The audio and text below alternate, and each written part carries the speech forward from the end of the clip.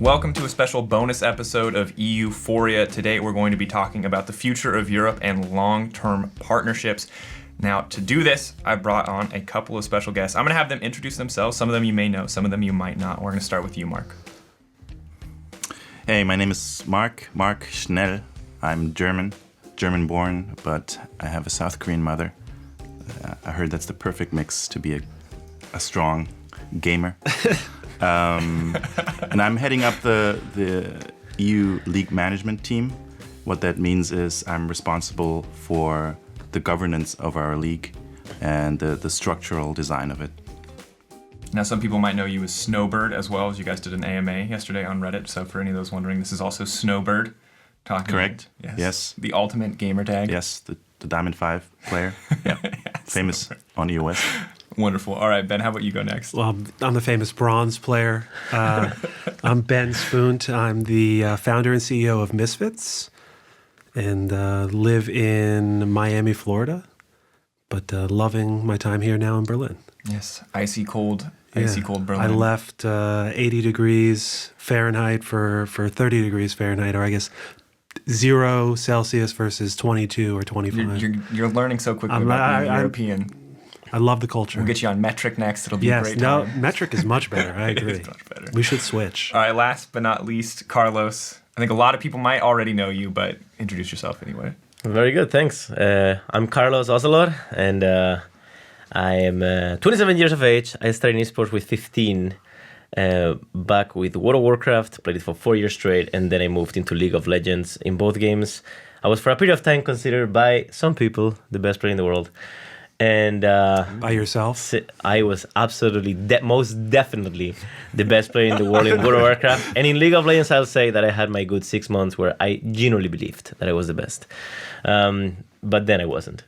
And that's okay. Then I became a full-time CEO. I left my competitive career 3.5 years ago. And the rest is history, learning day by day how to build companies and lead people forward. Love it. Now we have to see if you go toe-to-toe with the perfect hybrid of German and Korean genes. No, that's impossible to be. Marc is the ultimate esports competitor. You got just because he has Diamond 5, you got to understand he's actually the champ here. I've tried to go competitive in a variety of games, actually. Back in the day. Yeah. I was terrible. I never made it in any. So he's Diamond 5. He probably has like 25 recorded hours in League of Legends. I'm actually a has-been the Diamond 5. I'm plat now. I can't get back up. No, that's the peak. I see. I'm in bronze, so any help that you guys can provide will be much appreciated. Play more. This is my number one. Yeah, like he was expecting anyone to say, "Yeah, we can do it, dude," but there's no one here stepping up for the for the task. No. So before we get into it, it's kind of a big topic and a serious topic, so I thought we could start a little bit light.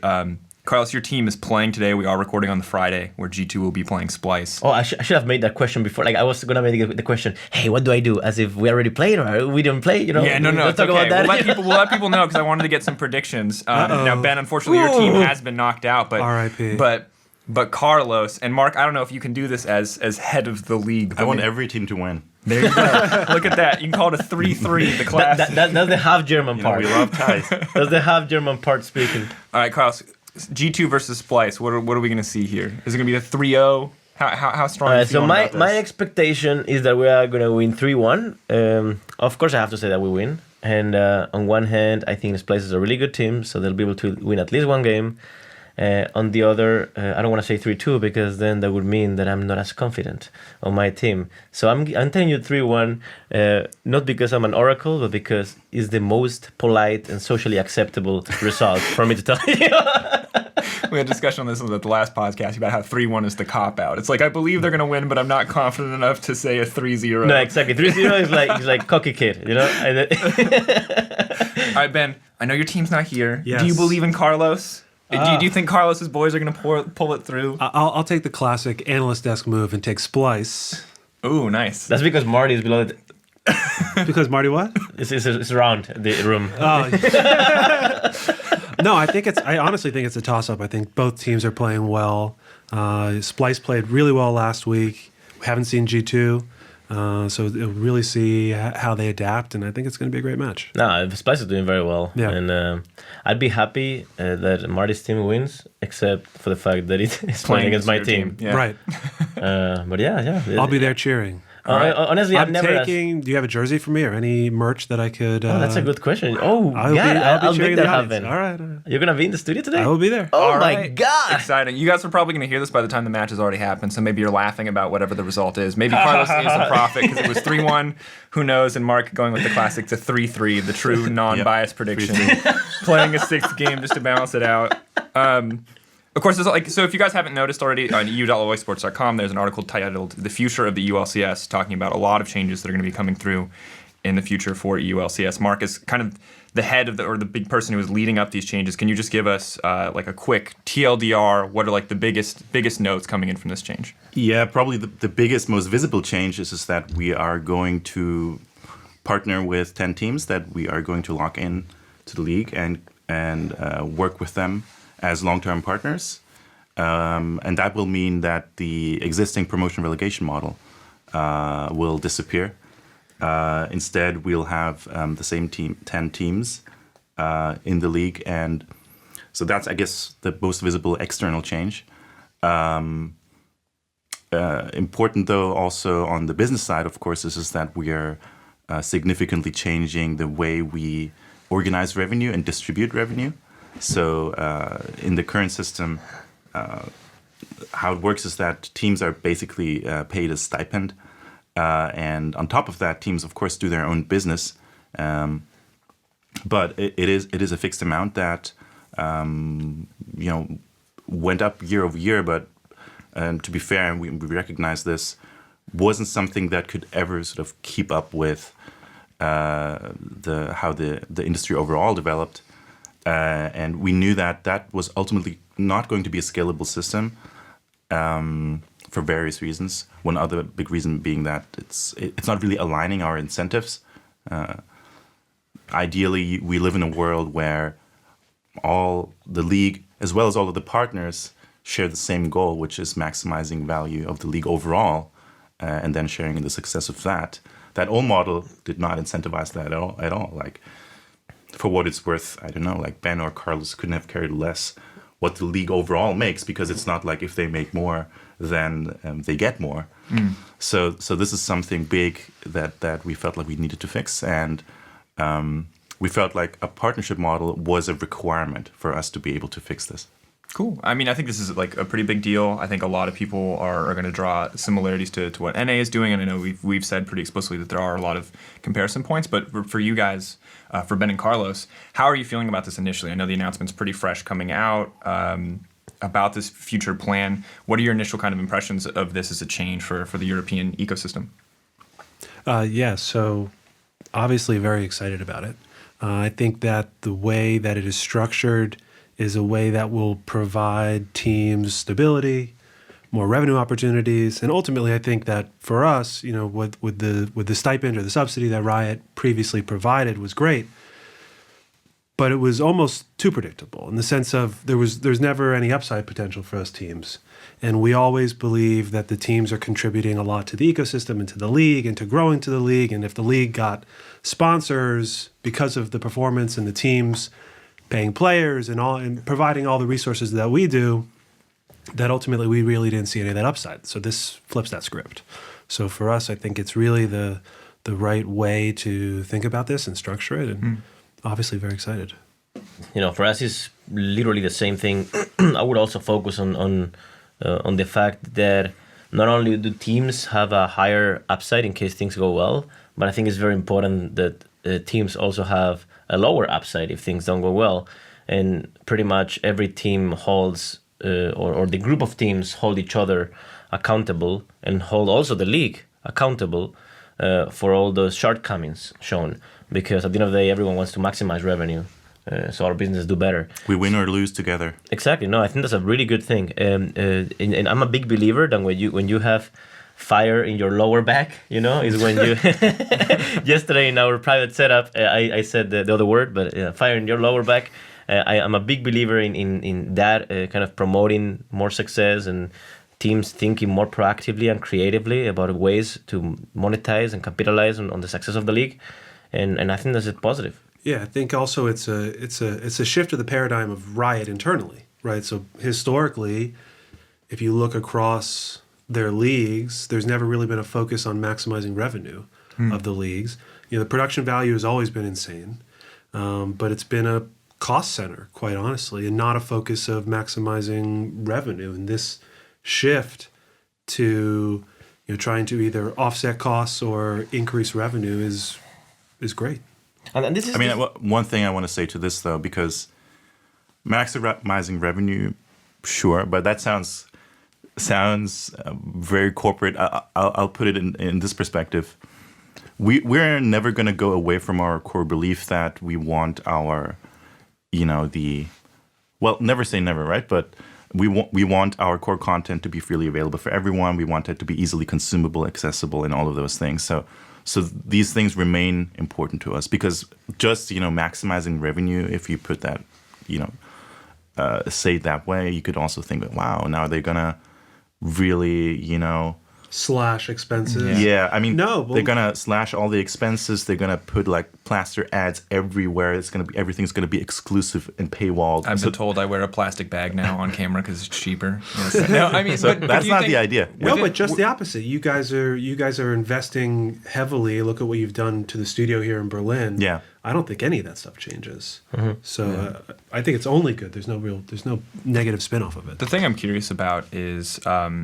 We talk about this partnership, but from your perspective, Marc, kind of as a member of Riot and as the voice of this league in so many ways, are you worried at all about a future where Riot maybe doesn't have, as much 100% creative control over the league because you're accountable to these partners, to these other bodies within the structure?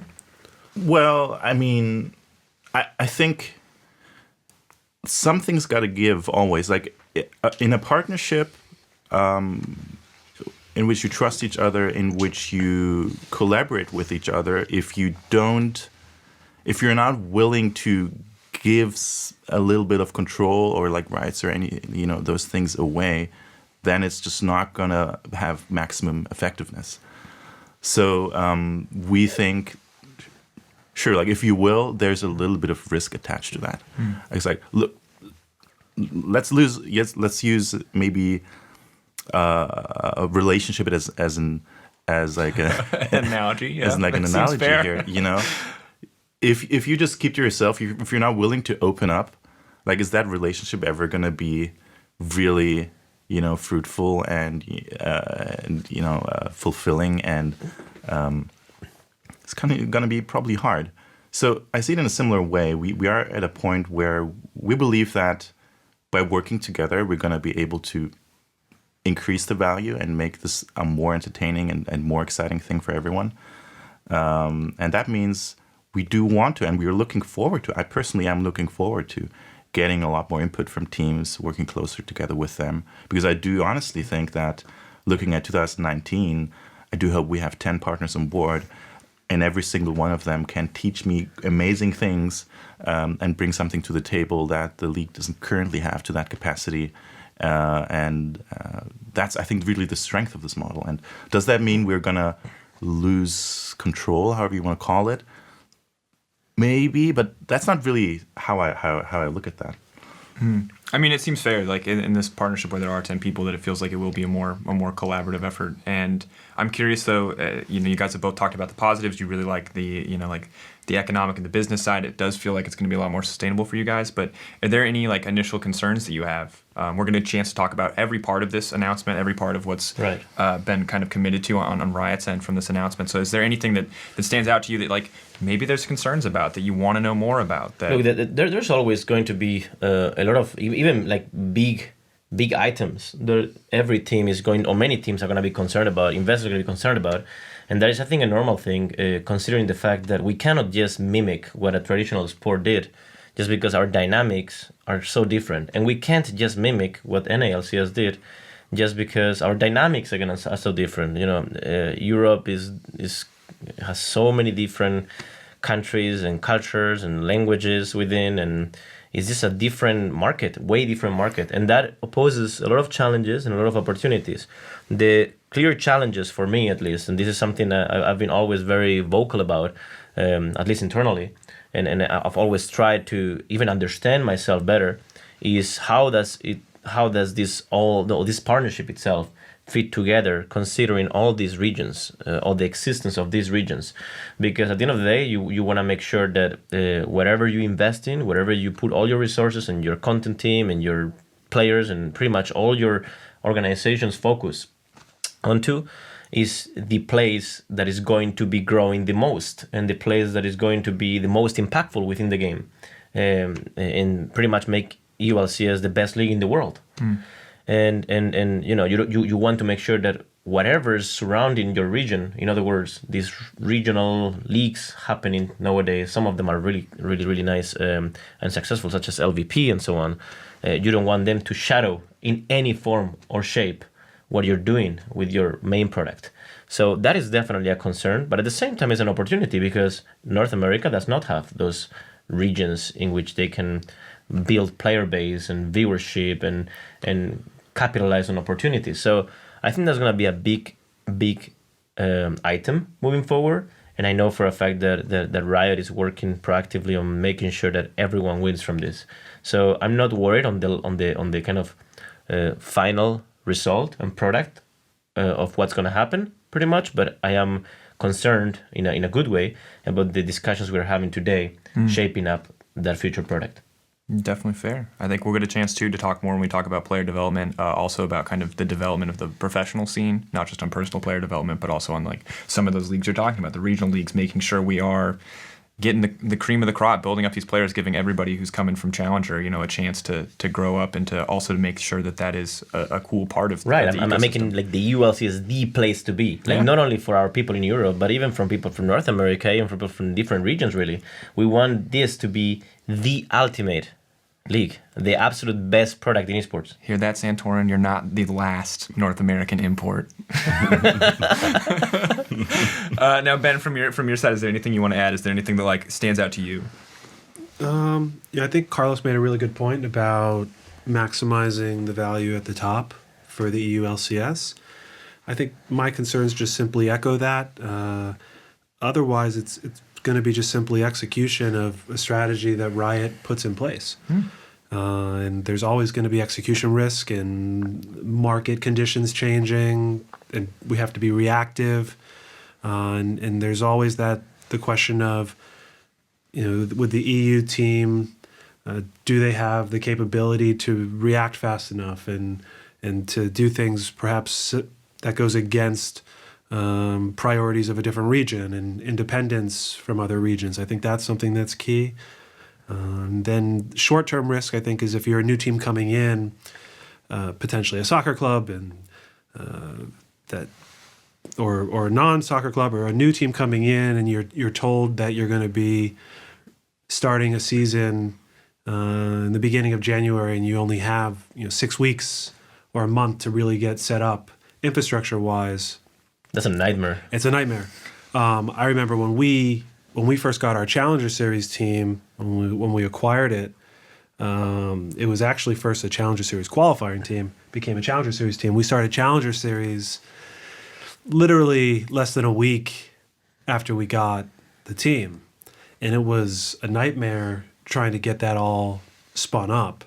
So I can't imagine trying to do it at an LCS level where you got to hire coaches and trainers and gaming house at a minimum. So there's some short-term risk for that, but that's all overcomable. Yeah, and I think we can talk about that more when we talk about the application itself in terms of like what Riot is looking for and how much of that they want to see kind of put in place and together ahead of time when teams are looking to apply for the future. So our first topic and kind of focusing in is about the removal of relegation as part of this long-term partnership process. And I'm curious, what do we kind of, Marc, from your perspective, what are the expected pros from this? Why was this something that we brought to the table? How do we see this improving the league from a Riot perspective? Yeah, there's a variety of things there. I think number one is definitely more stability for teams. I mean, we've seen, and we've been, of course, also been receiving feedback from teams over the past years that the fact that you could pretty much be out of the league every 4 months just really makes it hard just to operate a business, right? You have to plan ahead. You have to build your business plan. You have to manage your cash flow. You have to do so more. I mean, the other two can probably speak better to that, but it's just difficult. It also one of the downsides there was that depending on how your performance goes over the course of a split, you sometimes were forced to make unhealthy business decisions in terms of like player choices that were very short-term oriented, but you felt you had to because you needed to protect your investment and protect, ensure your survival in the league, because unfortunately we didn't have a strong layer you could fall back to in case you do relegate, because the Challenger series just systemically was never really a greatly sustainable league for teams. That's just how it developed over time. And in summary, I guess flexibility, that's number one. That's the number one positive I would see. This is going to be both the teams who went from Challenger to Worlds here in terms of coming in with G2, coming in with Misfits as well. But I'm curious from your guys' perspective, when you guys are, without giving away any real specifics here, when you're talking to sponsors, like, is this something that you're very aware of, that you have to be very upfront about? Is that like, this is a spot we may not hold, that this could go away, that we could sign a year or a 2-year deal and we could not be in the LCS, 6 months, 9 months from now? So you're talking from the when relegation exists. Yeah, correct? when relegation exists. So like in previous to this split, so, like if the threat of relegation, how big of a factor was that when it came to like locking down sponsorships and securing these deals? So it's definitely very impactful, because first of all, you can't commit as a company with 100% certainty that this is at least the minimum value you will be able to provide to the partner in question or the investor in question, which means that you have far less leverage, which means that less dollars come into play and less and a shorter commitments also. So it was definitely bad from a business point of view. But now, if we go from just simply league-wide and industry-wide point of view, the existence of relegation in a setup where there's only 10 teams in the league, because in a setup when there's 20, 30, then it's different because the risk is far lower. But in a setup where there's literally 10 teams in the league, there's let me try to rephrase this the best I can. Okay, so there are teams whose DNA is to win, and there are teams whose DNA is to entertain. There are teams who have DNA of both, and there are teams who have DNA of a little bit of both, right? And when there is relegation, it doesn't matter what your DNA is, you're forced to be competitive. So even if your DNA is to entertain the people through content, while you are having a correct team, you can't pull that plan forward, because you're forced to win. If you don't win, you're gonna go down, which subsequently makes the league, to have less relevancy and an impact. If every team right there is... But Carlos, I think what you're saying implies a little bit that having no relegation will lead to teams not having to be as competitive, like necessarily. Well, I would challenge that point of view. Here's the thing. This is, I think, mathematically. If there's 10 teams in the league, there's always going to be, let's say, 4 teams that will always do everything it takes to win. And that's a good thing. They will even go ahead and be okay with losing money year over year because their DNA is winning. Would I consider G2 as part of that mix? Maybe yes. But if everyone would do that, the league wouldn't be as successful as it could. There always needs to be a team that is incredibly good at creating content and very decent at putting teams together, but that not necessarily will undoubtedly be fighting for first place every time. And I think that a league that is successful and the best league in the world needs to have a little bit of everything. And with the existence of relegation, that a little bit of everything is simply not there. Sorry, Ben, I didn't want to... No, go ahead. I would put it a little bit differently. I mean, from my point of view, we do want every single team in the league to want to win, right? We want every single team in the league to want to go to Worlds and represent the region and ultimately, potentially, win Worlds. But that said, of course, the reality of a league and a competition is that not every team can't win. That's just how it is. This past split might contradict that statement, as everyone could take games off of anyone. But yes. But after 9 weeks, we're gonna have a ranking, and there's gonna be a team at 10th, and there's gonna be a team at 1st. That's just how it's always gonna be. But I want the team that's 10th also to, not be content with being 10th, of course, but to want to win. And yes, not having relegation. How do you then deal with that? So we did want to make sure in this new structure that we have mechanics in place that prevent a team from just taking on the, Carlos. I appreciate that you're saying we want like this mix and a team that is created stronger in content and a team that is stronger at something else. And I would agree with that. But when it comes to like wanting to win, like I think that spirit needs to be in every team. And if a team intentionally says, that's not really our focus. Like we're just here to create memes. Right. I understand. So it was obviously the way I perceive this is not as extremist or polarizing as there is one or the other, but more like which team is leaning where. You know what I mean? Which then I think is a positive. And I will never bash any team just because they're 5th and they are not in a position to be 1st. I will probably bash them more if they don't create any content to make the league more entertaining. At the end of the day, I see my players, I see even myself, I see Ben and Ben's team, every team as gladiators that come into an arena, The reason League of Legends Esports exists is because the people get entertained with us. And it's our duty to entertain them. That's the bottom line. If you entertain them through decent gameplay and incredible content, then good for you. You're doing very good for the league and very good for the industry. So that's where I stand. Yeah, I think a lot of people.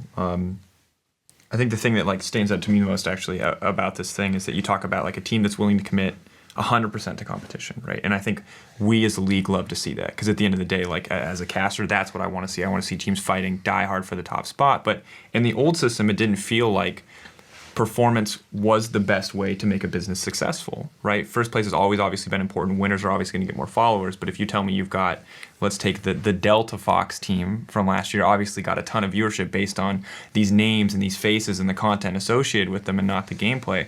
I like the idea that in the future, because we're rewarding performance, there's metrics to actually reward performance in a new system. It does seem like some of the teams that are willing to invest more into competition are rewarded well, and the teams also that want to make more entertaining content are rewarded as well. And we're no longer choosing between one or the other. There's not only incentives; there's also going to be punishments for freeloading, pretty much. Yep. That's good. Yeah, so it goes both ways. It's incentives on the other side, but then someone could just say, well, I don't really care too much about the money. Yes, then I'm going to get a little less. That's fine. So we also need to make sure that also doesn't work. And we will make sure that we have such mechanics in place. And I think, though, that also comes back to you guys through this application process to make sure that when you are vetting applicants, that I think I want 10 gladiators. Yeah, absolutely. Ultimately, competition's going to breed... Gannicus, Spartacus. Yes. You watch that? Of course, I watch Spartacus. On Stars? Best show ever.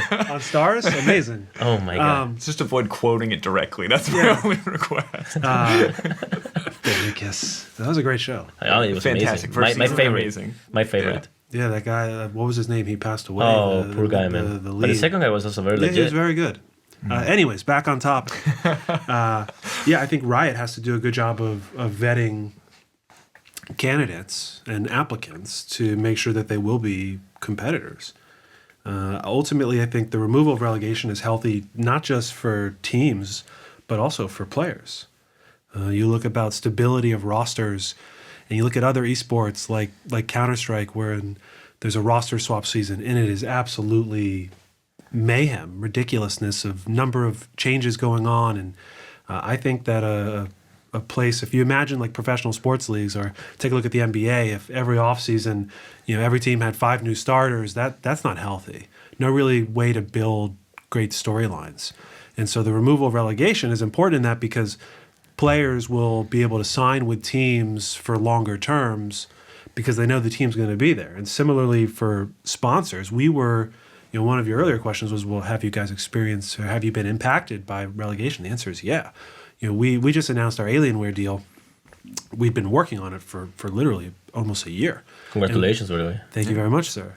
But one of the reasons why it took so long was because they just weren't sure if Misfits would be around. And why would they invest a lot of money and resources and time and energy into helping to build the Misfits Alienware story when they wouldn't know if we would be there, for the next year? So yeah, I think it does. It definitely is impactful. Yeah, and good to hear. And of course, we'll wish you luck. And what I assume will be your application process as well, is it's going to be hopefully competitive. Hopefully, we have 80 gladiators applying. Yeah, no, there's no assurance. Hopefully we have 500 gladiators applying.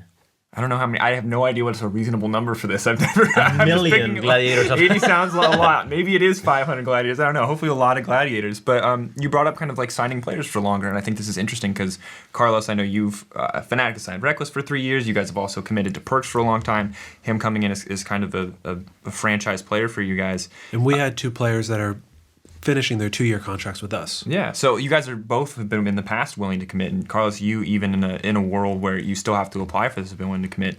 In this world where we have permanent partnerships, do we see a lot more of this happening just across the board? Does it just make sense as a business to lock down a player for multiple years? No, I'm not gonna lie to you. It was always very hard to sign long-term partnerships with or long-term kind of contract with players, and that's why I was so proud of us changing 4 players in this lineup.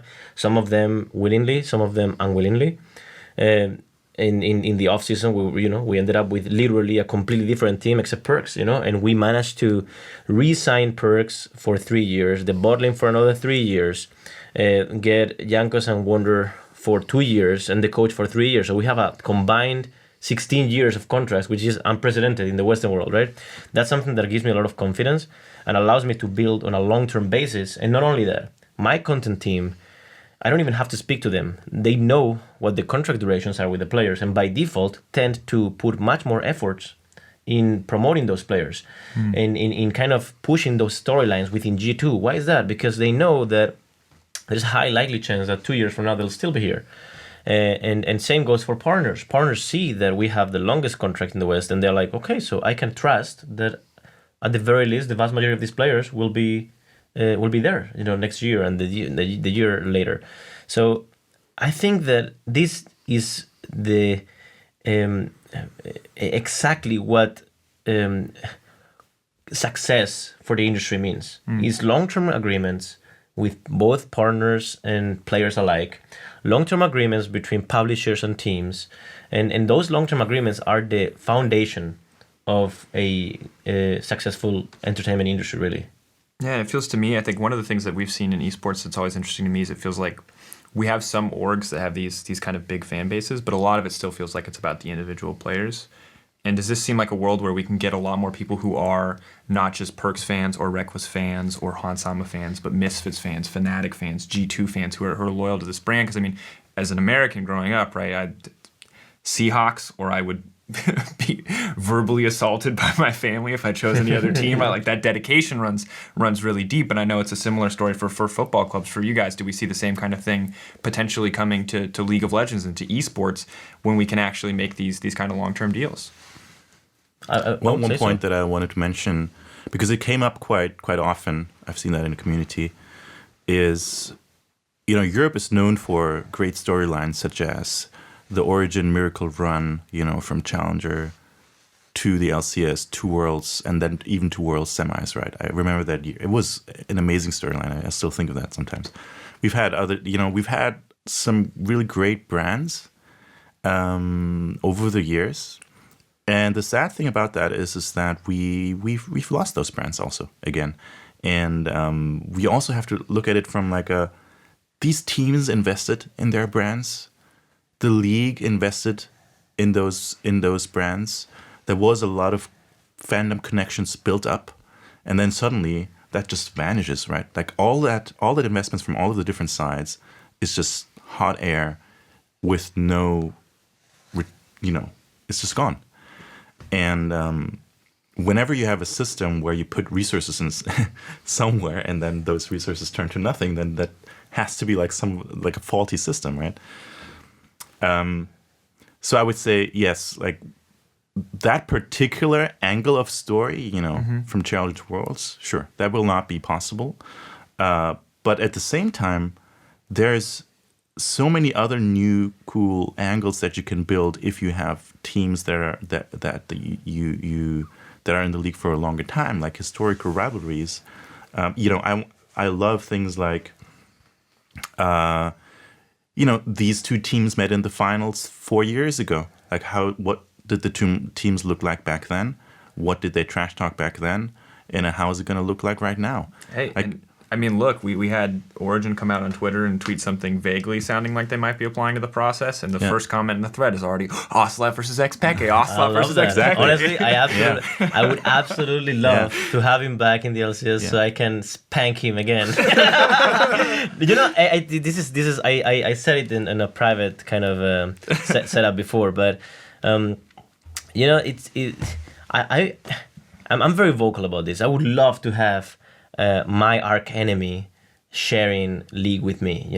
I would really do. Maybe not as a kind of executive or whatever, but as a kind of PR image or ambassador. You know what I mean? Because it's just incredibly. It's incredibly good to have these storylines and to know that 4 years ago that happened. The B word. I'm not gonna mention it. The B word happened, and 4 years later or 5 years later, there's the storyline begins again. After beating them in the grand finals of LCS, and that's amazing, and that's what I live for. That's the reason why I'm in this industry and why I really created G2 to have these moments. And there's already stories now coming up too. Even from your perspective, Ben, we've got Han Sama versus Reckless. They were fighting for a lot of last year for who's the better AD carry. Reckless feels like the winner now, but Han Sama's always been like who's always stepped up in the best of format. Doesn't get there, but maybe Summer is like reigniting that fire, and it does.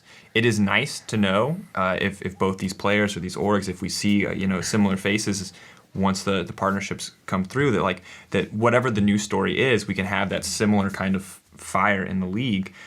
But I think there's a lot of positives here, but I think there's also a lot of people are concerned, right? We live in an EU sports environment, and this is an environment that I didn't really grow up in, but I know is a concern that a lot of people voice, is that they like the idea of relegation. And while it may not have been the best from a business perspective, they felt like it always pushed newer names, newer faces, and while churning, and losing a lot of those brands wasn't always good, there was always it wasn't just the top 6 teams going to playoffs, the bottom 4 teams were fighting for something too. So, but I think there's an important point to make. First of all, is that the sports that we are used to watch in Europe, where relegation is a thing, you very, very, very rarely, if not ever, see a top team going down. Because the dynamics of the league, the dynamics of the game itself, simply don't allow for a better team to lose so many games that would put them in a position where they would go down. However, we are in a completely different environment here. League of Legends is a game where there's, of course, many different players, but it's a game where you can watch other people stream, the best players in the world stream. You can see how they play. You can literally mimic what they do, spend 14 hours a day playing like them, and you have actually a pretty good shot at learning how to play the game as well as them. And mechanically, there may not be that many differences between the first and the 100th best player in the world.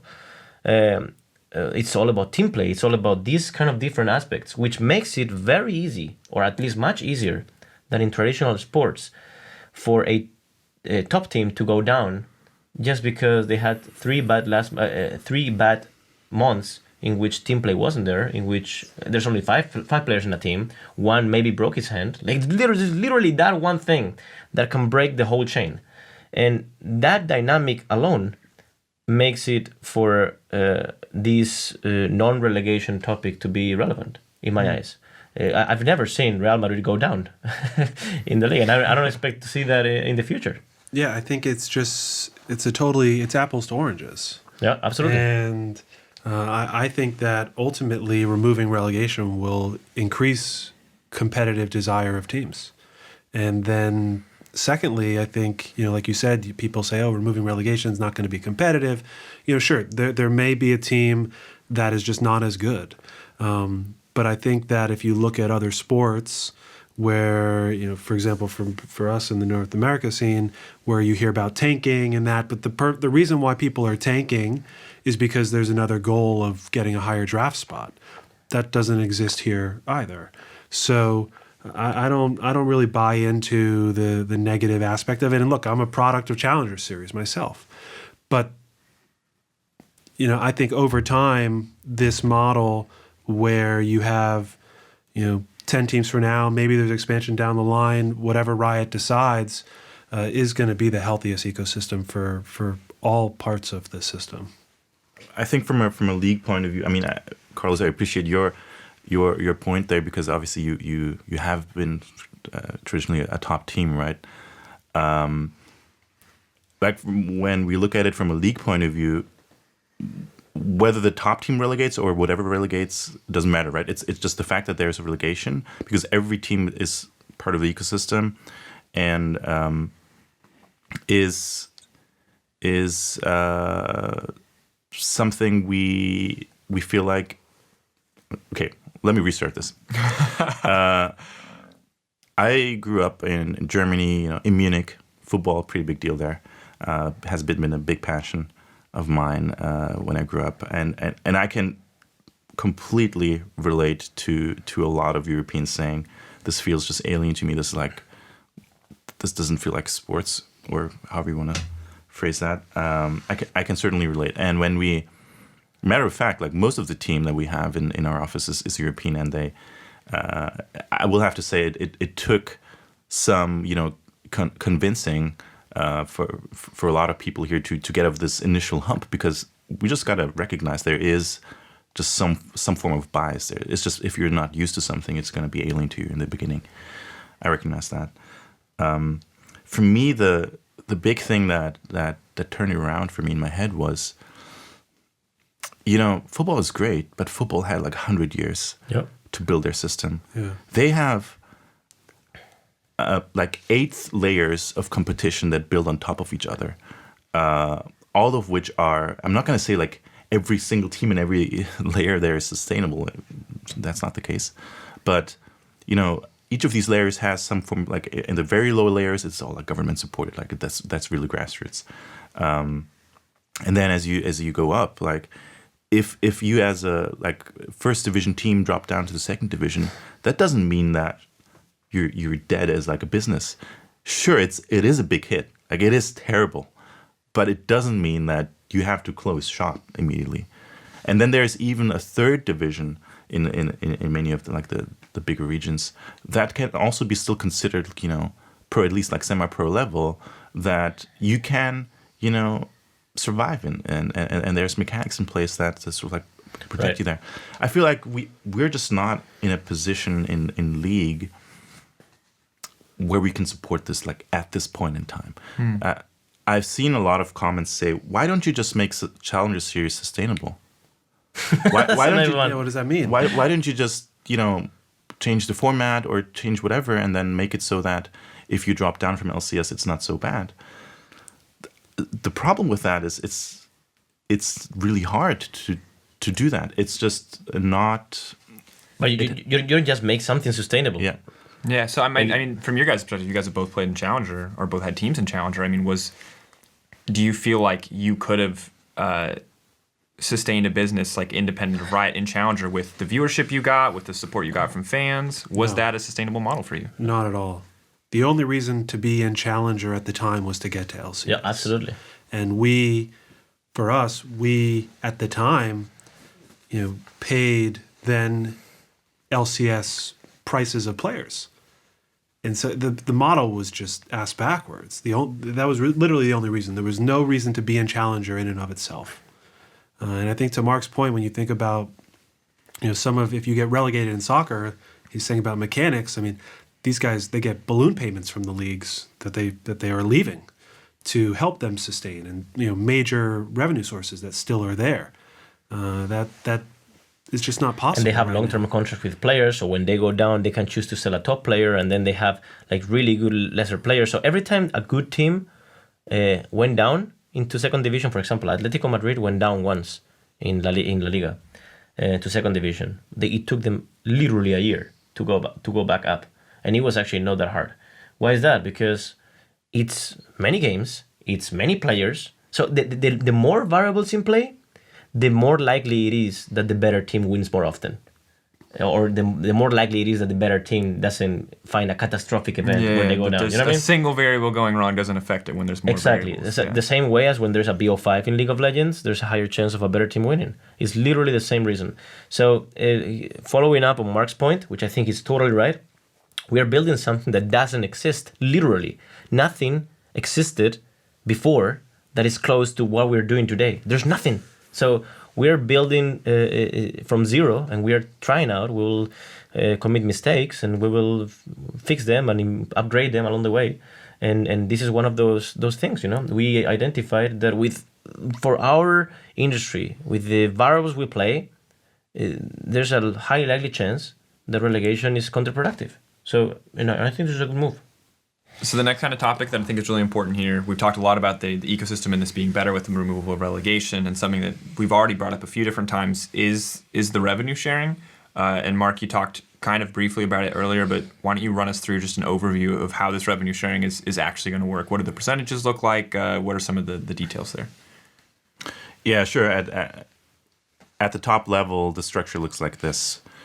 We will have a league revenue pool. So this is an imaginary pool to which all of the revenues that the league generates from sponsorships and media distribution, licensing, and so forth flow into. So 100% of what Riot generates on that end will flow into the league revenue pool. Additionally, a portion of what the teams generate from their business will flow into that pool as well. And after one season, we will take a look how much is in that pool and then distribute those funds according to we'll distribute it with the percentages of 32.5 to the league, which is what Riot would just use to operate the league, 32.5% to the teams, and 35% to the players. So one thing I wanted to clarify is because I've seen some misunderstanding there when we say 35% to the players, it's not that physically the money will be paid from Riot to the players. The players will remain employees of the teams, so the money will effectively flow to the teams and from there to the players, right? But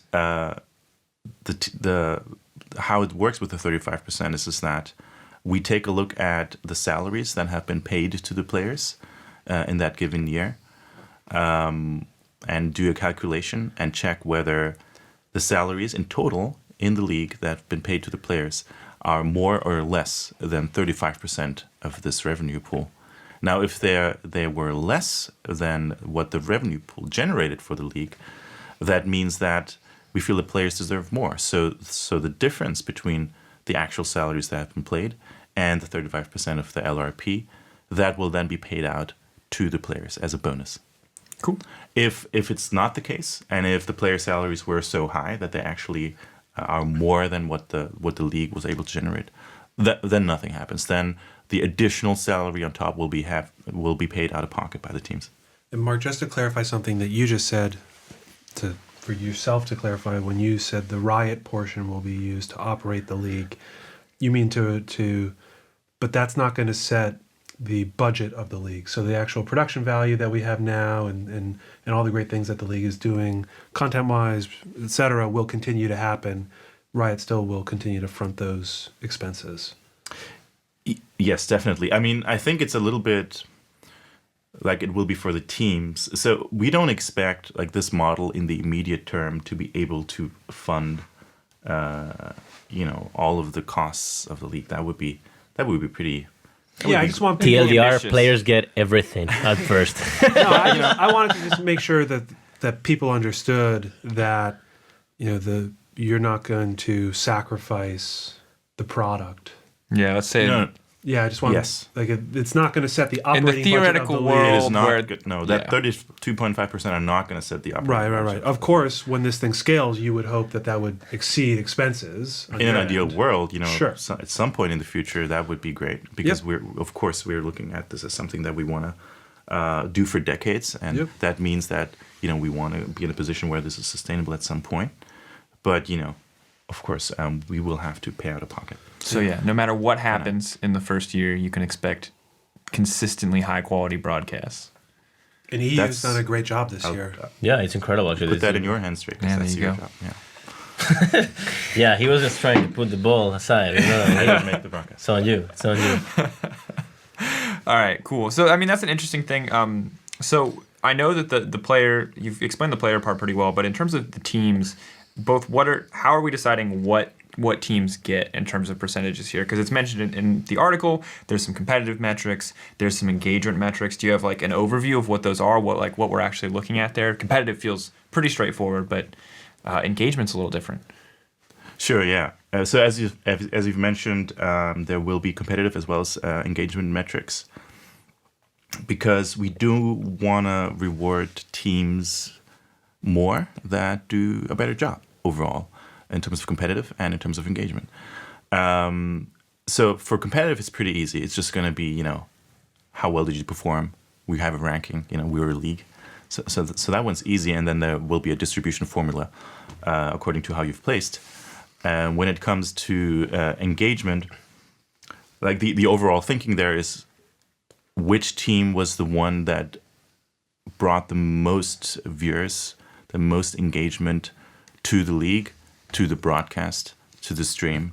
So there's going to be a variety of things we can take into account, which will be baked into a magic formula, which will then be used to rank all the teams.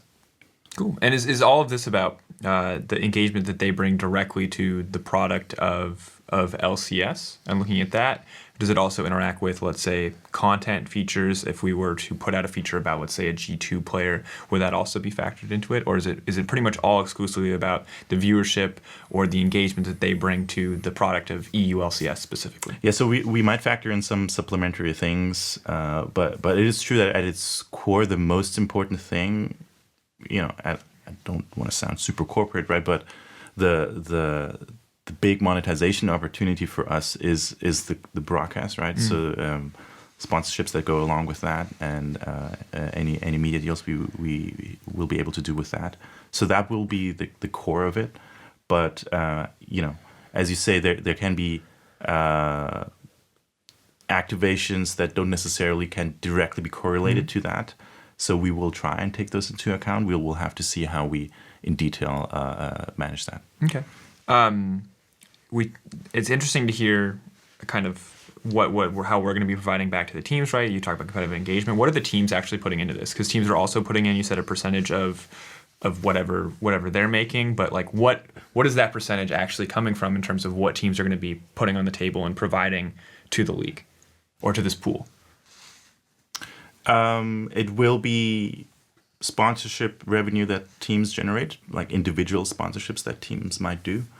It will also include a portion of merch that they might do.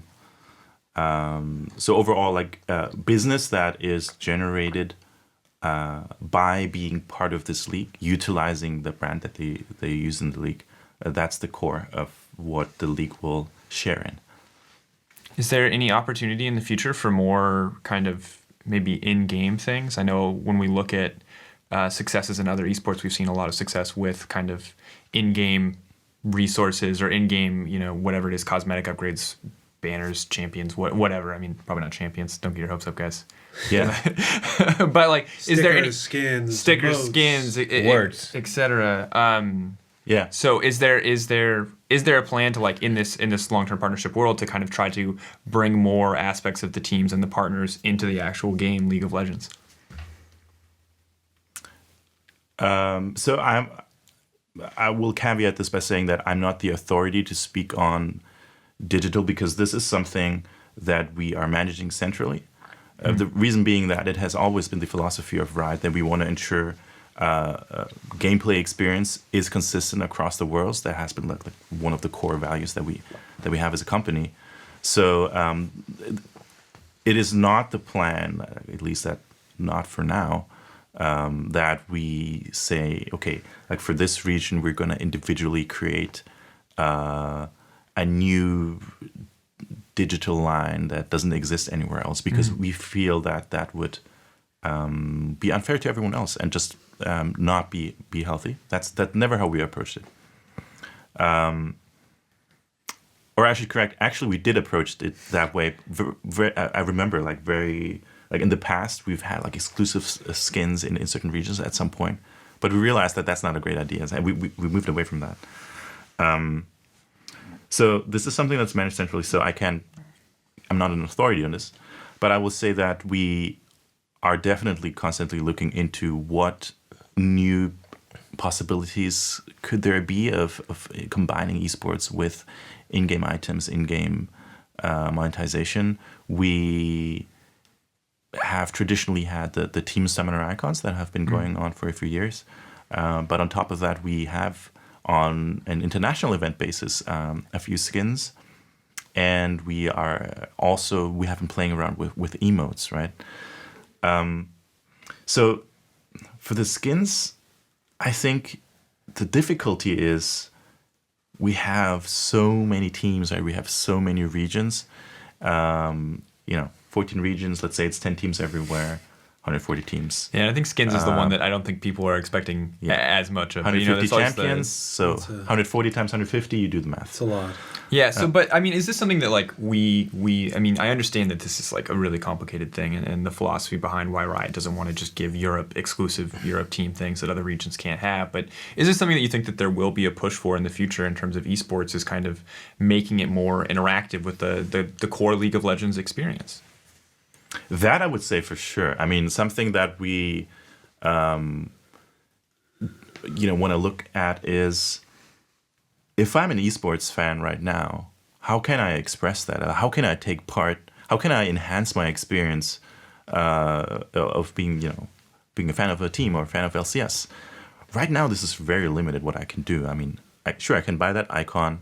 Okay, great. But then, there's not much. And we're looking at what others are doing. We have some great own ideas. I can't really reveal anything right now, but we do feel like expression of fandom and really creating a deep connection with the fan and the team and the league.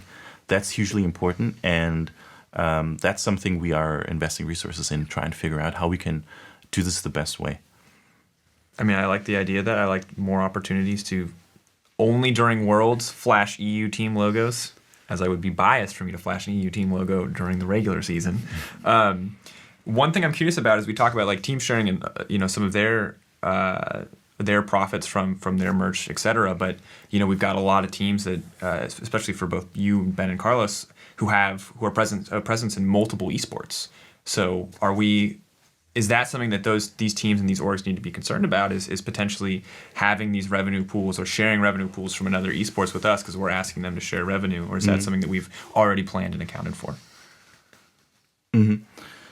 So I think there's two parts to this question. I'm going to try and answer the first part a little more broadly, because I've seen this come up also in the community. Will any one factor advantage or disadvantage a team in the application process? So this factor could be, I've already tried somewhere else, or I've been a part of a different league, or I am a multi-gaming org, or I am a football club, or I am in an NBA club. And to that, generally, I would just say no singular factor like this will disqualify anyone from anything. It is always, whatever factor it may be, and let's take the multi-gaming one as an example.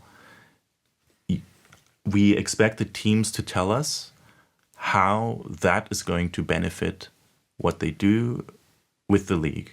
So if they are able to give us a good plan and a good story and explain us why this specific circumstance, example multi-gaming org, is beneficial for what they're trying to do, and it's going to have like a synergy effect. There's like, I don't know, whatever it may be. I don't want to put words in anyone's mouth, right? But hint, people looking to apply. Then that's totally fine. Like if they were to say that, well, sure, we were doing a lot of games, and League is the least of our priorities. Then it's like, okay, that's not really awesome. Yeah, I can say from experience that just looking at our Counter-Strike team, which is a legendary French team, Rocket League World Champions and Hearthstone, really respected, one of the top teams out there. We have actually successfully gotten fans from these teams and these games into League of Legends, actually. So I would argue that it's potentially a positive if you know how to use it.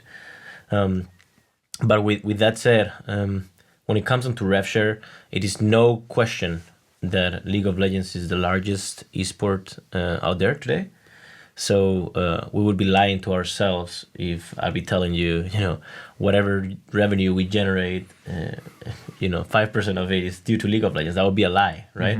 And all of us know that. So I'm pretty sure that we are all going to come up, in that case, we will come up with a kind of reasonable share that makes sense and is fair, and I have no doubts on that.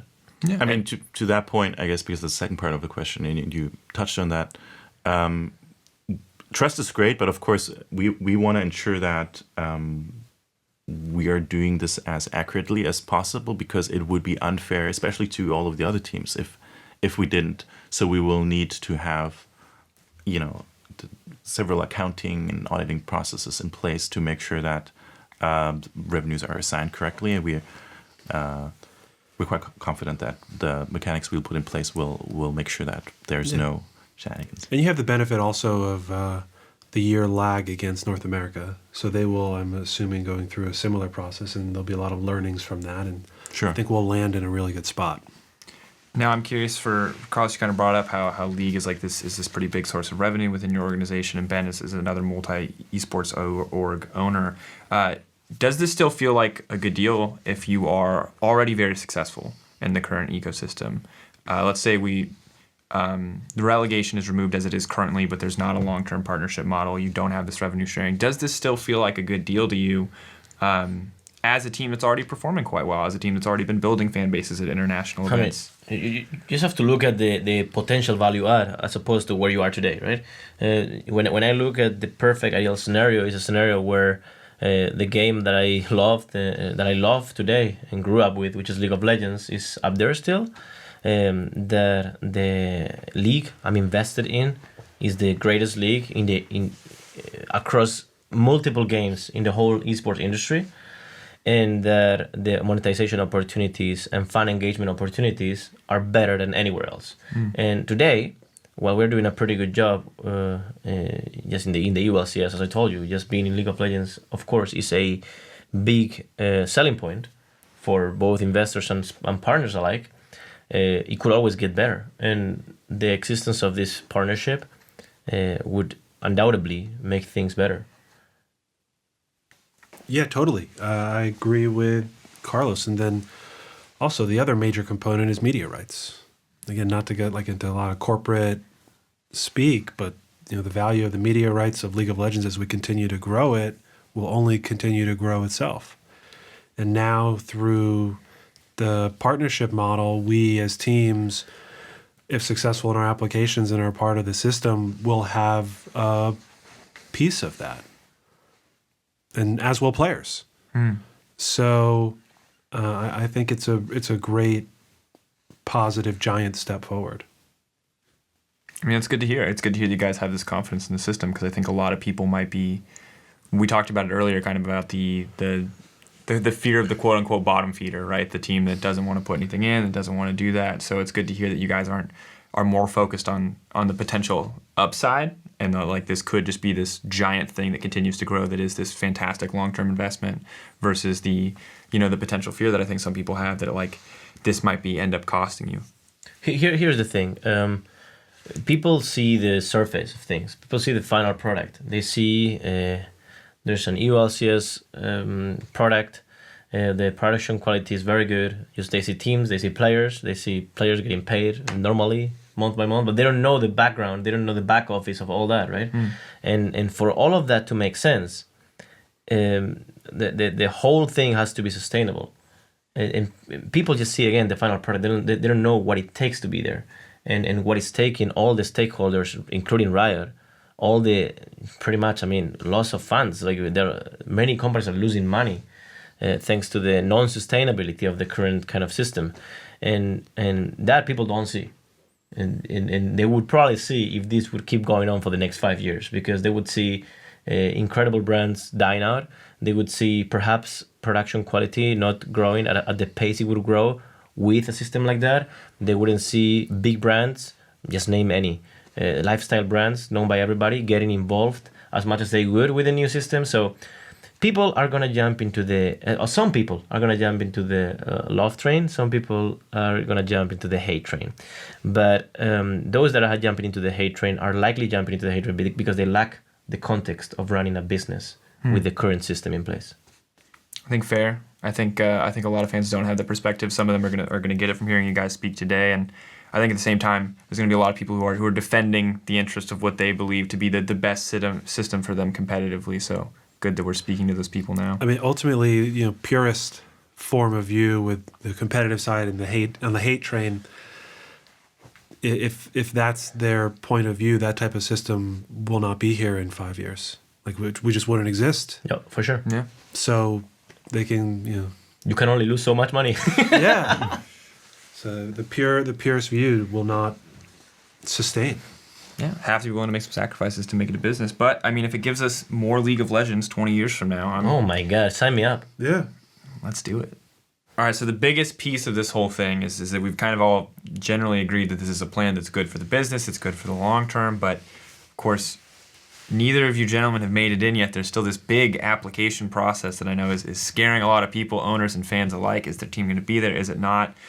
Marc, there's a big list of questions that were kind of included in the initial article, but can you give us the TLDR of this process? What does this application process look like? And most importantly, what is Riot looking for when it comes to finding these long-term partners?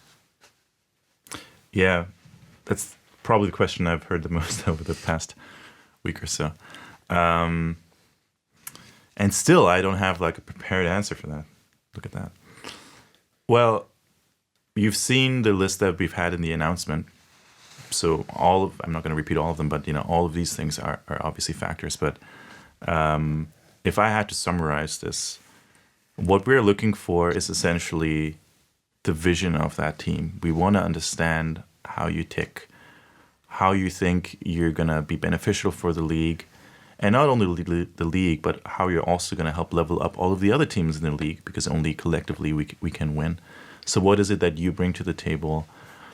What is your strategy to reach fans, increase the audience, engage them? How are you going to, in this very fragmented market with a lot of countries and cultures, how are you going to resonate with this very diverse audience? Europe, especially in that regard, there's no one solution to that, but we are interested in hearing how you think about that, how you feel about that. I'm interested too, because as a non-European, I can't even as someone who's lived in Europe, I can't even begin to unpack the puzzle of marketing across so many different countries and so many different languages. But I'm going to put Ben on the spot because I don't have to apply, luckily for me. Ben, on the other hand, has to have an application, has to have a strategy for marketing to Europe, for marketing to all these different audiences. Can you give us a sample? What do you think is the approach when it comes to appealing to a European audience? We can't give away all the secret sauce right now. But I think ultimately there is no one solution. I think that you have to, unless you are, say, a soccer club where you have a clear identity in one specific market, I think you need to do multiple different things with outreach, including utilizing your players and utilizing your brand and your social media following in order to translate into different languages. Basic low-hanging fruit activities like that could ultimately go a long way when you're trying to build a brand and reach different people. And then one of the other main reasons and ways to gain that following across different regions is to win. And Carlos has done a good job of that to date. We look to dethrone him soon. We ourselves also have had a great run up until this past split. Going to Worlds was a great experience. I think the amount of fans and the building of our brand that we were able to accomplish through that was huge. I remember when unfortunately we lost to SKT. The subreddit changed to fans of Misfits was the banner on the top, and there was a huge appreciation for our team and our players, and so I think at the end of the day, competitive success will drive a lot of your engagement, and then a lot of it is just blocking and tackling underneath that. Yeah, and Carlos, you have a lot of experience, with pan-European teams and products between, the French CSGO team. You've got a very diverse Hearthstone team. You've got a Berlin-based but very pan-European League of Legends team. What have your experiences been with kind of marketing to this European audience? And the US World Champions as well. Sorry. Yeah, there you go. Look, regardless of the region, really, G2 Esports is a reflection and a byproduct of our core values and way of doing things in our DNA, really much. First of all, we are focused, not in this order, but we are focused in competitive success. This is our DNA. We understand game mechanics, what makes up for a good team, what makes up for a good kind of group of people, what kind of characters you need to have in order to find success. Not always the most expensive players are going to make you win. So I think I consider ourselves pretty good at that. Then secondly, and not less important, it was always my dream to have an incredible amount of fans, an incredible amount of haters, and overall make sure that anyone who knows about esports knows about G2, and that even if you're a hater or a lover, you're going to watch our game. Because if you're a hater, you want us to lose, and I want you to root against me. I want you to buy Misfits. I want you to buy Misfits jersey so that my fan can buy or feels incentivized to buy G2's jersey. And it's a very competitive, survival of the fittest way of thinking, but that's the way I envision competition, and that's the way I envision branding. I envision all these things as, again, gladiators in an arena. I'm gonna kill you because otherwise you're gonna kill me. Yeah. And my intention is not just to kill you, but I want to make a show of it. I want the whole arena full of blood. And this is getting dark, dude. How recently did you watch Spartacus? You keep throwing these mixes. I know, man. I told you already. Actually, my favorite film is Gladiator, so it's not a coincidence. I'm telling you, this is all a part of why we built this company. And pretty much, if you look at my competitive career, it also fits actually. Perhaps I was less mature, but but all these things fit. So yeah, that's how I envision this. And in relation to the application itself. Of course, undertaking such a process is incredibly tough, and it takes a lot of energy and resources, and there is nothing certain in life, and I feel not comfortable. Sorry, I feel optimistic that our team, our staff team, and the love and really work ethic we built this company with is going to hopefully allow us to be part of this partnership moving forward. We believe we can and will be incredibly useful for the success of the league moving forward for both our colleagues and competitors teams, and Riot Games as a publisher and developer alike. So I'm very looking forward for what's coming, and I like challenges, so let's do this. All right. Carlos just kind of gave us a little bit of the elevator pitch on how he's going to kind of market his team to Riot Games. Ben, is there anything what do you feel is the biggest strength of your organization right now in terms of what you could offer a league like the EU LCS? While I'm not as vocal in my gladiatorship as Carlos is, we also have a drive to win. And I think that competitive nature and fire in us is also our DNA. I think we take a more, maybe a more mild-mannered, public-facing approach to that. But behind the scenes, our guys work their asses off. And then I think also from a content standpoint, the stories that we are telling right now, we've released a bunch of features this past split that I think the Riot themselves would be envious of in terms of quality and storytelling. And so I hope that also aspires other teams in our league to produce the same quality of stuff, because ultimately, we as teams cannot rely on the league to tell our stories. For sure. We are responsible for telling our own stories.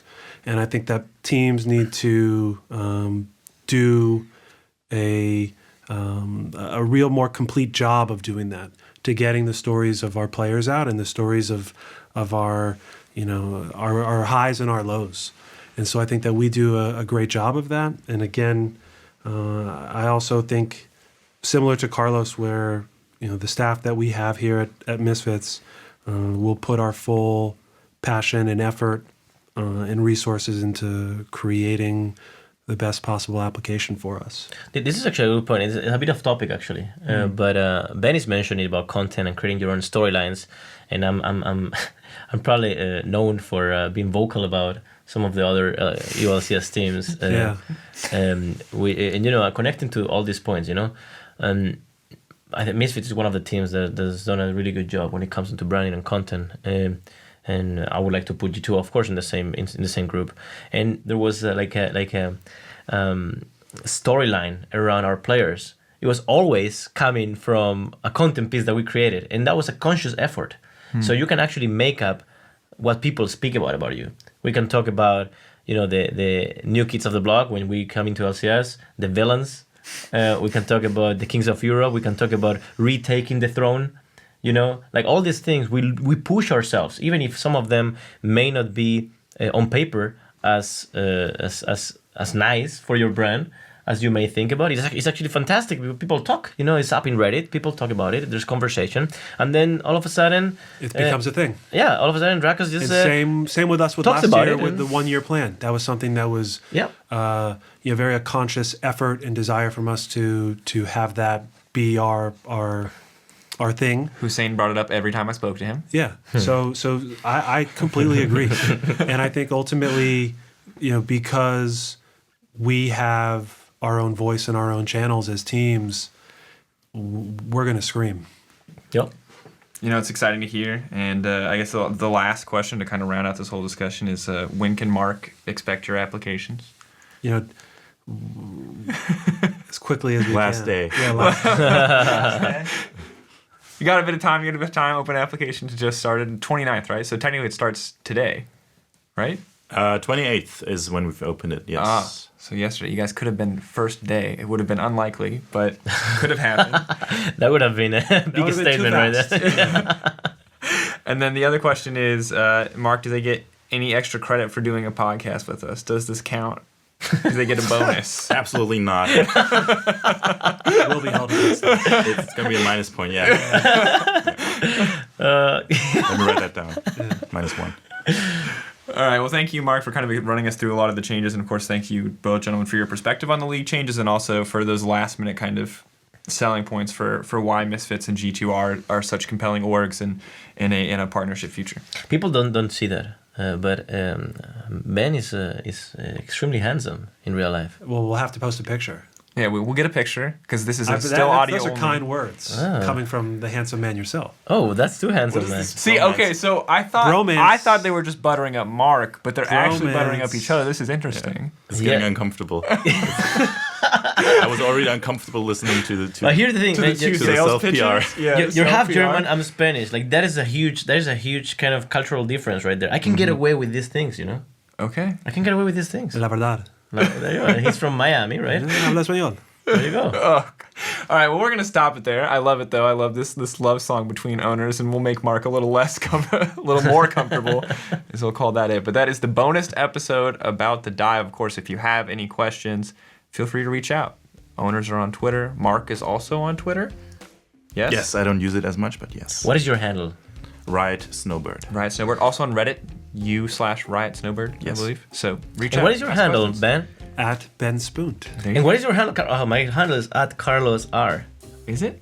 That's not Ocelote anymore, is it? No, Carlos I R. changed it. You know why? Because I want to start kind of... Listen, I'm Ocelote, but I'm also Carlos, right? Okay. My mom even calls me Ocelote, and I'm like, listen, my name is Carlos. Like you get I mean, you gave me that name. I mean, And that, ladies and gentlemen, is your final fun fact of the day. Carlos's mom still calls him Ocelote. And with that, we'll see you guys next.